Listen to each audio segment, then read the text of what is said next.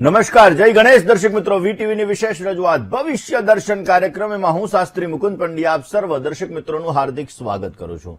દર્શક મિત્રો, ભગવાન ભોળાનાથને પ્રસન્ન કરવાનો માસ એટલે શ્રાવણ માસ, અને આ શ્રાવણ માસ ચાલી રહ્યો છે. શ્રાવણ માસની અંદર કરેલી ઉપાસના, કરેલી પૂજા ભગવાન શિવની અનન્ય કૃપા પ્રાપ્ત કરાવે છે. એટલે દર્શક મિત્રો, ભગવાન શિવની અનન્ય કૃપાથી મનવાંછિત ફળની પ્રાપ્તિ થાય છે. લગ્ન ન થયા હોય તો લગ્ન થવાની અંદર આવતી સમસ્યાઓને દૂર થાય છે, અને આપણા જીવનની અંદર સુખી દાંપત્ય જીવનનું વરદાન પણ ભગવાન શિવની અનન્ય કૃપાથી પ્રાપ્ત થાય છે. ભગવાન શંકરની કૃપાથી સારા સંતાનોનું પણ વરદાન મળે છે. દર્શક મિત્રો, ભગવાન શિવ એનો આ માસ એટલે શ્રાવણ માસ, અને આ શ્રાવણ માસની અંદર ભગવાન શંકરને પ્રસન્ન કરવા માટેના નાના નાના ઉપાયો તમારા જીવનની અંદર સમૃદ્ધિનું વરદાન આપી શકે છે. લગ્ન નથી થયા, લગ્નમાં બાધા આવી રહી છે, તો આ બાધાઓને દૂર કરવા માટે પણ આ શ્રાવણ માસની અંદર ઉત્તમ પ્રકારના ઉપાયો કરી શકાય. અને સંતાનની અંદર બાધા આવી રહી છે તો પણ ભગવાન શિવની અનન્ય કૃપાથી તમે અવશ્ય ઉપાયો કરો તો એ ઉપાયો દ્વારા જીવનની અંદર ઉત્તમ પ્રકારનો લાભ મળતો જણાય છે. દર્શક મિત્રો, આ દરેક વિષય ઉપર, દરેક સબ્જેક્ટ ઉપર આપણે ચર્ચા કરવી છે, પરંતુ શરૂઆત કરવી છે આજના પંચાંગથી. દર્શક મિત્રો, આજના પંચાંગની જો વાત કરવામાં આવે તો આજે તારીખ 31/7/2025 અને ગુરુવારનો આજે દિવસ બની રહ્યો છે. શ્રાવણ માસ શુક્લ પક્ષ અને એની સપ્તમી કહેતા આજે સાતમની તિથિ છે. ચિત્રા નામનું નક્ષત્ર છે, સાધ્ય નામનો યોગ છે, ગર નામનું કરણ છે. 12 રાશિઓનું ભવિષ્ય કથન જેના આધાર ઉપર કહેવામાં આવશે એવું ચંદ્રમાનું ભ્રમણ આજે સવારે 11:14 સુધી કન્યા રાશિની અંદર રહેશે. એટલે આજે 11:14 સુધી જે કોઈ પણ બાળકોનો જન્મ થશે તેમની રાશિ કન્યા રહેશે, જેના અક્ષર પઠ અને હણ રહેશે. અને 11:14 પછી જે કોઈ પણ બાળકોનો જન્મ થશે તેમની રાશિ તુલા રહેશે, જેના અક્ષર ર અને ત રહેશે. તો આજે જન્મનાર બાળકોનું ભવિષ્ય સુંદર, સુખમય, આનંદમય, હર્ષમય, લાભમય રહે તેવી ભગવાનના ચરણોની અંદર પ્રાર્થના સાથે જય ગણેશ. દર્શક મિત્રો, વાત આજે આપણે કરી રહ્યા છીએ શ્રાવણ માસની. શ્રાવણ માસ એટલે ભગવાન શિવની અનન્ય કૃપા પ્રાપ્ત કરવા માટેનો દિવસ, અને આ શ્રાવણ માસની અંદર ભગવાન શિવની અનન્ય કૃપા આપણે પ્રાપ્ત કરી શકીએ છીએ. દર્શક મિત્રો, કોઈ પણ વ્યક્તિની કુંડલી હોય, આ કુંડલીની અંદર અગ્નિ તત્વ વધારે પડતું બલવાન થતું હોય, વાયુ તત્વ વધારે પડતું બલવાન થતું હોય, તો આવા વ્યક્તિઓના જીવનની અંદર લગ્નમાં બાધાઓ આવે છે. આવા વ્યક્તિના જીવનની અંદર લગ્ન થવામાં, દાંપત્ય જીવનની અંદર સમસ્યાઓનું સર્જન થાય છે. જ્યારે કુંડલીની અંદર આપણે કહીએ મંગળ દોષ છે, મંગળને લગતી સમસ્યા છે, એવી જ રીતે દર્શક મિત્રો, કુંડલીની અંદર જ્યારે અગ્નિ તત્વ બલવાન હોય, અગ્નિ તત્વના ગ્રહો ક્યાંક ને ક્યાંક વિશેષ પ્રભુત્વ એ કુંડલીની અંદર ધરાવતા હોય, વાયુ તત્વના ગ્રહો એ કુંડલીની અંદર વિશેષ પ્રભુત્વ ધરાવતા હોય, તો આવા વ્યક્તિઓને લગ્નમાં બાધા આવવાના સંપૂર્ણ ચાન્સીસ બને છે. દર્શક મિત્રો, જ્યારે લગ્નની અંદર બાધા આવતી હોય, મંગળ દોષ થતો હોય, મંગળને લગતી સમસ્યા હોય, કેરિયરની અંદર પ્રોગ્રેસ, કારણ કે વ્યક્તિને લગ્નમાં અલગ અલગ રીતે બાધા આવે.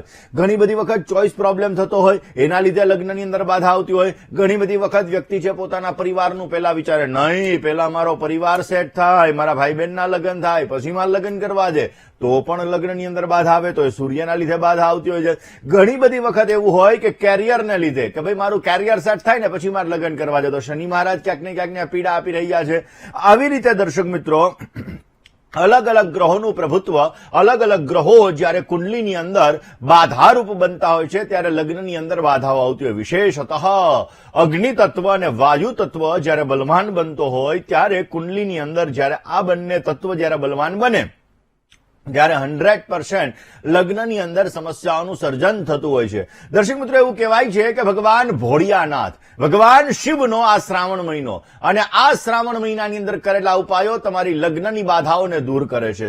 આમ તો ગુરુ ગ્રહનું વિશેષતઃ આપણી કુંડલીની અંદર મહત્વ છે. એવું કહેવાય છે કે ભગવાન શિવની અનન્ય કૃપા પ્રાપ્ત કરવા માટે આપણે જો શ્રાવણ મહિનાની અંદર ઉપાય કરીએ તો વિશેષતઃ લાભ મળે. ને એમાંય દર્શક મિત્રો, ગુરુ ગ્રહ જે લગ્ન માટેનો કારક ગ્રહ ગણાય, જે મેનેજમેન્ટ માટેનો કારક ગ્રહ ગણાય, જે સંતાન માટેનો કારક ગ્રહ ગણાય, અને એક ગુરુવારના દિવસે જો ભગવાન શંકરની પૂજા, ઉપાસના, આરાધના કરવામાં આવે, એ ગુરુવારના દિવસે જો ભગવાન શિવની પૂજા કરવામાં આવે તો વિશેષતઃ આપણને સારો લાભ મળી શકે છે. દર્શક મિત્રો, ભગવાન ભોળાનાથને ખાસ કરીને ભગવાન શિવ અને માતા પાર્વતી આ બંનેની ઉપાસના જ્યારે શ્રાવણ મહિનાની અંદર કરવામાં આવે અને માં પાર્વતીની ઉપાસનાની સાથે સાથે ભગવાન શંકરની જ્યારે આપણે ઉપાસના કરીએ છીએ તો ભોળિયાનાથની 16 પૂજા નમો ભવાય સર્વાય રુદ્રાય વરદાય ચ આ મંત્રો દ્વારા જ્યારે ભગવાનને અભિષેક કરવામાં આવે, માતા પાર્વતીને એક સાડી અર્પણ કરવામાં આવે, માતા પાર્વતીને એક ચૂંદડી અર્પણ કરવામાં આવે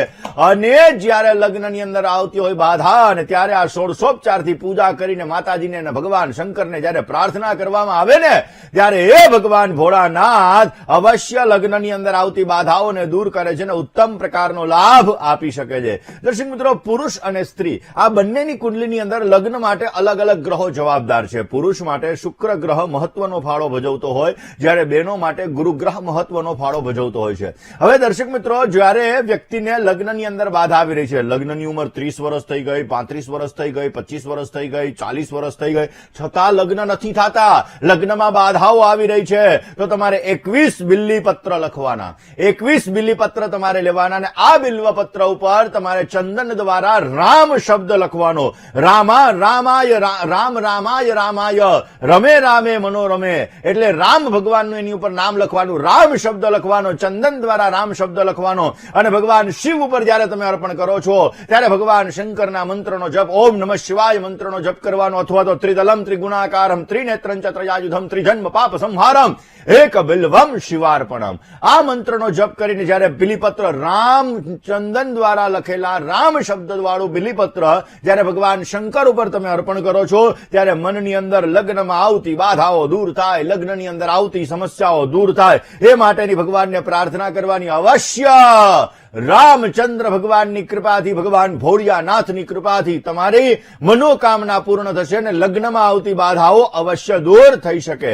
દર્શક મિત્રો, આમ તો એવું કહેવાય છે કે ભગવાન શંકરની પૂજા વિશેષતઃ લાભદાયી છે અને આ ભગવાન શિવની પૂજા કરવાથી આપણા જીવનની અંદર દરેક પ્રકારની સફળતાઓ પણ આપણે મેળવી શકીએ છીએ. અને એટલા માટે દર્શક મિત્રો, ભગવાન શંકર એ ભોળિયાનાથ કહેવાય ને આ ભોળાનાથની ઉપાસના વિશેષતઃ લાભદાયી છે. ભગવાન ભોળાનાથની ઉપાસના કરતા સમયે જયારે આપણે શ્રાવણ મહિનાની અંદર ઉપવાસ કરતા હોઈએ, શ્રાવણ મહિનાની અંદર ભગવાન શંકરની પૂજા કરતા હોઈએ તો ગરીબોને ભોજન કરાવવાનું ન ચૂકવું જોઈએ. કોઈ ગરીબ વ્યક્તિ હોય આવા વ્યક્તિને હેલ્પ કરવાનું ન ચૂકવું જોઈએ, એનાથી પણ જીવનની અંદર સારી સફળતા મળી શકે છે. આમ તો દર્શક મિત્રો એવું કહેવાય કે ભૂદેવ જમીનના દેવતા એટલે બ્રાહ્મણ કહેવાય અને આ બ્રાહ્મણ છે, આ બ્રાહ્મણની સલાહ લઈ અને આપણે જો ભગવાન શંકરની પૂજા કરીએ, ભગવાન શિવની આરાધના કરીએ તો અવશ્ય વિશેષતઃ સફળતા મળી શકે. સત્યમ વદ, સાચું બોલવું જોઈએ. દર્શક મિત્રો, ઘણા લોકોને ખોટું બોલવાની ટેવ પડી ગઈ હોય,